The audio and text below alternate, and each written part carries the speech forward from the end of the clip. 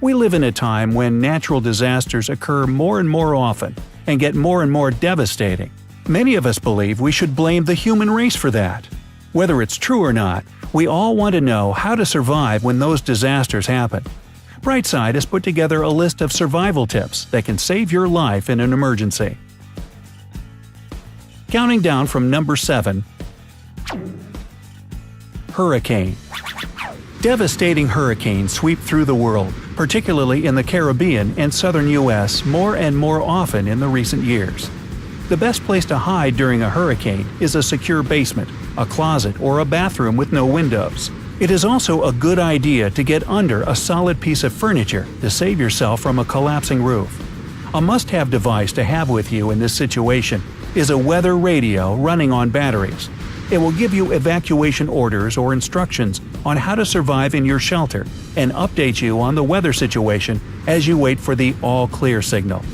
Protect your house to be on the safe side. Install shutters and panels on your doors and windows, and secure the roof. If a hurricane starts while you're driving, leave your vehicle and find a building to shelter in or a ditch. Stopping in an overpass will not save you. If your home is a trailer and there is enough time to flee to a safe area, do it. Do not stay in the trailer hoping it will withstand the storm. Number 6. Number 5. Tsunami. Gigantic ocean waves caused by earthquakes and underwater landslides are called tsunamis, and they are up to no good. They obviously arise in coastal areas. No matter if you live in one of those or stay there on vacation, do not wait for any instructions once you feel an earthquake. Immediately escape to a higher-lying area. Tsunamis are so fast, they hit the coast minutes after the earthquake. Remember that tall buildings, including hotels right in the beach area, can provide an excellent shelter. In case a tsunami finds you at sea, stay there instead of going back to the coast. It won't be a safe haven.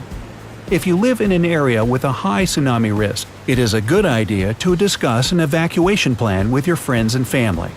Think of a place where you can all escape in case of disaster. Number 4. Flood. Floods occur more often than any other natural disasters and change the landscape dramatically. Remember New Orleans, Houston, and other low-lying areas? They're usually caused by intense rainfalls, which can be long or even very short. Don't try to be the bravest person around and stay in your house once you hear the evacuation warning. Leave for safer higher grounds with your important papers in a waterproof container. If a flash flood gives you no time to evacuate and the water is all around you, don't try to swim across it. A river with debris in it is way stronger than you. Worst case scenario, when there is no other way but move in the water, try swimming on your back with your arms behind to steer. Number 3. Avalanche. An avalanche can hit when you are enjoying alpine skiing in a dreamlike location. It is very fast and devastating, burying everything in its way under tons of snow. When an avalanche starts, try to move to the side of the slope as fast as you can. There will be more snow in the center of the flow. To move faster, drop any heavy equipment you have on you. If you can't escape it, try using a sturdy tree to keep you above the snow. Don't let yourself sink. Kick your feet and arms as if you were swimming in the snow heading uphill. In case you get buried in the snow, dig an air pocket for you to be able to keep breathing. Wait for the rescue team to find you, and don't waste your energy shouting or aggressively digging the snow unless you can hear them close to you. Number 2. Wildfire. Wildfires, both natural and man-made, spread at an amazing speed and destroy everything in their way. If you find yourself in a wildfire area, it is critically important to ensure that you can breathe. If you fail to do it, you can pass out in the midst of a danger zone. Use a wet cloth to cover your nose and mouth and escape to safety. Upwind of the fire and in a treeless and bushless area is the safest place you can go. The best option is to find any building to hide in.